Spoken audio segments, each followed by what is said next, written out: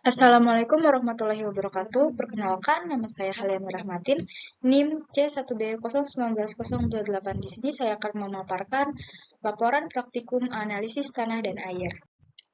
Acara 1, Kemasaman tanah dan daya hantar listrik. Tanah adalah lapisan permukaan yang secara kimiawi berfungsi sebagai gudang penyuplai hara dan emisi. Senyawa organik sederhana dan unsur-unsur esensial seperti N, P, K, Ca, Mg, S, Cu, Zn, Fe, Mn, dan Cl. Reaksi tanah menunjukkan kemasaman atau alkalinitas tanah yang dinyatakan dengan nilai pH. Nilai pH menunjukkan banyaknya konsentrasi ion hidrogen H dalam tanah. Nilai pH tanah sebenarnya dipengaruhi oleh sifat dan ciri tanah yang komplit sekali, yang diantaranya adalah kejenuhan basa, sifat isel, dan macam kation yang diserap. Penentuan nilai daya hantar listrik (DHL) merupakan suatu cara pendekatan untuk mengetahui taraf kejenuhan garam di dalam tanah. Nilai DHL kurang dari 4 ms per cm menunjukkan kandungan garam di dalam tanah rendah, kurang dari 0,15%, dan kebanyakan tanaman dapat tumbuh dengan baik. Nilai DHL lebih dari 4 ms per cm menunjukkan kandungan garam di dalam larutan tanah cukup tinggi sehingga membahayakan kebanyakan tanaman pertanian. Adapun tujuan dari praktikum ini adalah untuk mengukur kemasaman tanah dan daya hantar listrik. Metodologi praktikum. Waktu dan tempat praktikum. Waktu pengambilan sampel dilaksanakan pada hari Sabtu, tanggal 26 Februari 2022, jam 12:20 di Sandik, Kabupaten Lombok Barat. Waktu praktikum dilaksanakan pada hari Jumat, tanggal 4 Februari 2022, jam 14.00 sampai dengan jam 15.00 di Laboratorium Kimia Tanah. Alat dan bahan praktikum. Alat praktikum yang pertama, botol bulat mini 50 mm. Yang kedua, timbangan analitik. Yang ketiga, gelas ukur 25 mili. Yang keempat, kertas timbang. Yang kelima, EC meter. Yang keenam, pH meter. Yang ketujuh, ayakan. Yang kedelapan, nampan.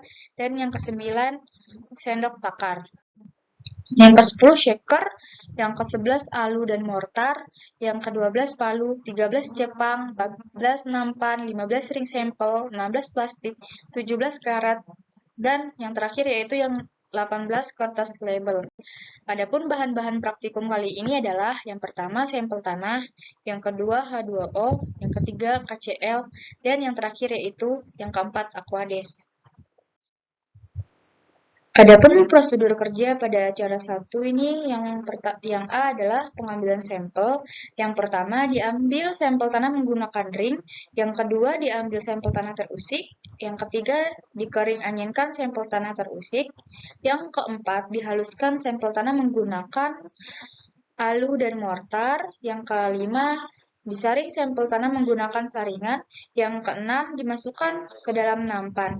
Yang B, pada saat di laboratorium, yang pertama diambil 4 sampel H2O sebanyak 2 sampel dan KCl 2 sampel. Yang kedua, ditimbang 4 sampel tanah sebanyak 5 gram HCl dan H2O. Yang ketiga, dimasukkan 4 sampel tanah ke dalam botol kocok. Yang keempat, sampel tanah dimasukkan cairan H2O 2 sampel hingga sampai 25 mili. Yang kelima, sampel tanah dimasukkan cairan HCl 2 sampel sebanyak 25 mili. Yang keenam, sampel KCl dan H2O dikocok menggunakan shaker sampai 15 menit. Yang ketujuh, diamkan selama beberapa menit sampai mengendap hingga jernih. Adapun yang bagian C yaitu cara mengukur EC menggunakan EC meter. Yang pertama, bersihkan EC meter agar steril. Yang kedua, dinyalakan EC meter dan diatur menjadi 0 atau 0 agar netral. Yang ketiga, dicelupkan elektrode ke dalam sampel H2O. Yang keempat, untuk mengukur EC jernih, elektrode dimasukkan sampai ke tanah yang mengendap. Yang kelima, diamati alat sampai muncul nilai EC. Yang D yaitu cara mengukur pH menggunakan pH meter. Yang pertama, dibersihkan pH meter agar steril. Yang kedua, dinyalakan pH meter dan diatur menjadi 0 atau 0. Yang ketiga, untuk mengukur pH jernih, elektrod dimasukkan sampai ke tanah yang mengendap. Yang keempat, mengukur pH keruh, elektrode dimasukkan sampai dasar botol kocok. Yang kelima, dicelupkan elektrode ke dalam sampel hingga muncul nilai pH.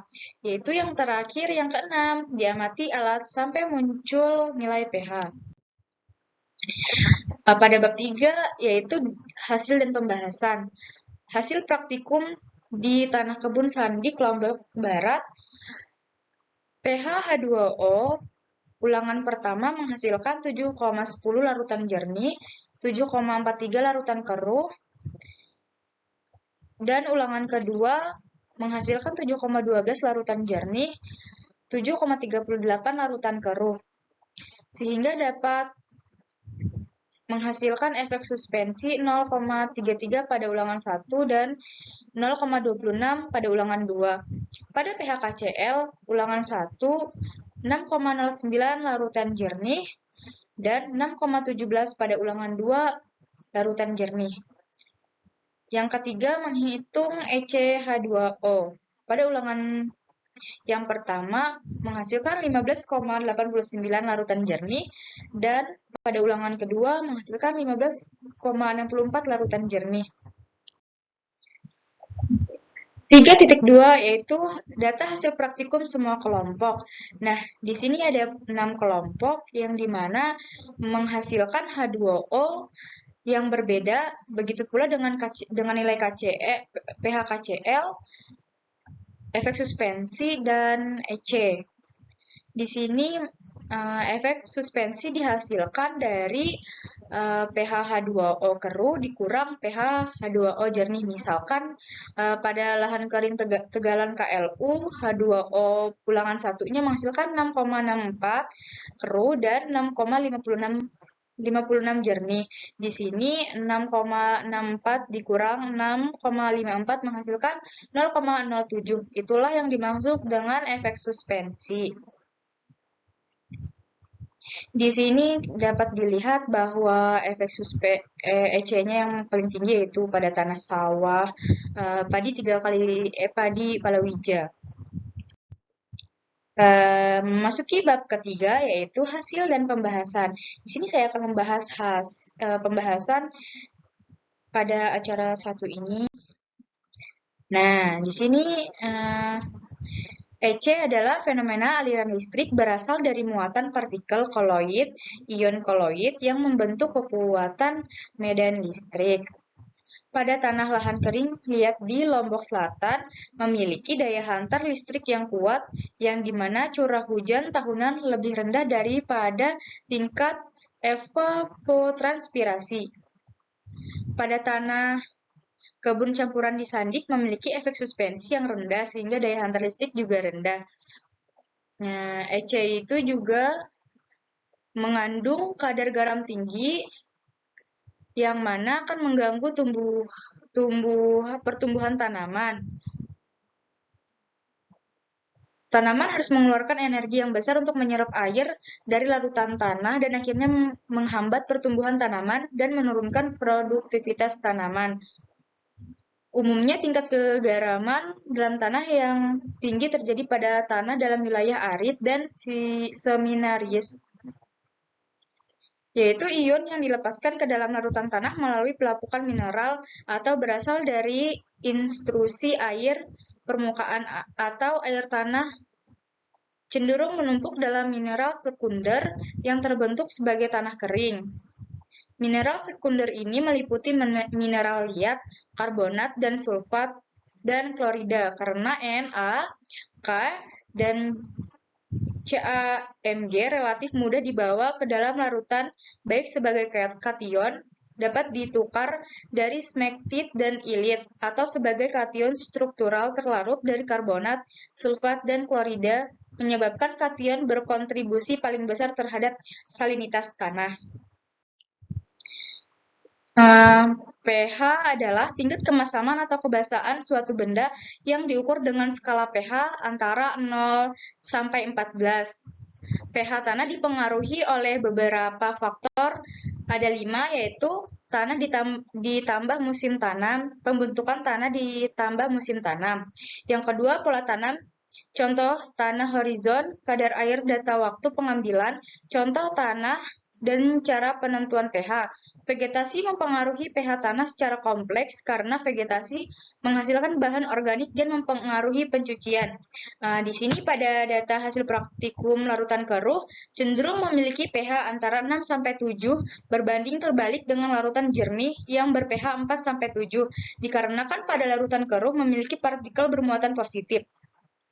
pH masam dipengaruhi oleh H+, sedangkan pH basah dipengaruhi oleh OH-.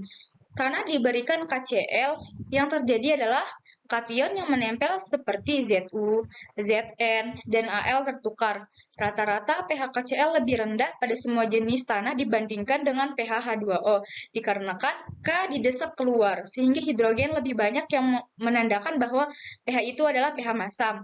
Muatan K lebih banyak didapatkan dari partikel yang menempel yang dipindahkan oleh KCl. K bermuatan positif ditambah H2O menghasilkan hidrogen, sehingga menyebabkan Al keluar. Partikel Al ditambahkan H2O menghasilkan hidrogen. Pada larutan KCl lebih cepat jernih pada larutan H2O karena K mendispersikan partikel.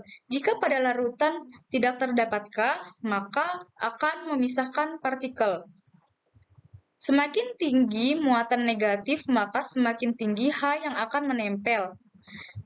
Tanah, jika bermuatan positif, tidak bisa memegang ion dan unsur hara akan hilang. Yang ketiga yaitu pembahasan tentang efek suspensi. Apa itu efek suspensi? Efek suspensi adalah pengaruh adanya partikel bermuatan dalam larutan terhadap pH. pH terukur dari larutan. Pada larutan tanah yang akan diukur pH-nya, koloid tanah melayang-layang dalam larutan atau sebagai partikel tersuspensi. Terjadi efek suspensi karena larutan jernih tidak ada partikel muatan sehingga K+ dan Cl- menjadi netral. Jika ada gangguan muatan, maka positif menarik negatif. K+ positif maka ditolak sehingga sulit keluar dari elektrogram yang menyebabkan kecepatan partikel berbeda, maka menyebabkan arus listrik. Pada tanah sawah, padi palawija memiliki efek suspensi yang paling tinggi di antara tanah-tanah yang lain. Itu dikarenakan banyak partikel koloid yang melayang yang dipengaruhi oleh jenis tanah. Berarti muatan partikel tergantung dari jenis tanah atau lahan. Jika efek suspensi tinggi, maka tanah mudah mengendap. Sedangkan pada padi 3 kali tanam, yang tergenang akan menjadi basah.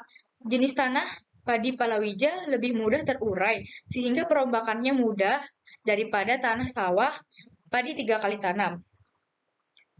Dilihat pada data tersebut, efek suspensi yang rendah terdapat pada lahan kering Tegalan KLU dan tanah kering liat di Lombok Selatan, yang berarti tanah tersebut susah mengendap. Ini juga disebabkan oleh semakin kasar tanah, maka efek suspensi semakin tinggi. Nah, kita udah memasuki bagian terakhir nih, yaitu bab 4, penutup. Adapun kesimpulan yang didapat dari praktikum ini adalah yang pertama, pH berpengaruh langsung terhadap ketersediaan unsur hara esensial yang dibutuhkan oleh tanaman. Yang kedua, EC berpengaruh terhadap proses serapan air dan unsur hara oleh akar untuk pertumbuhan tanaman. Tingkat garam terlarut yang tinggi dalam tanah dapat menyebabkan reaksi osmosis dan hidrolisis terhadap tanah. Sekian, terima kasih. Assalamualaikum warahmatullahi wabarakatuh. Bye-bye.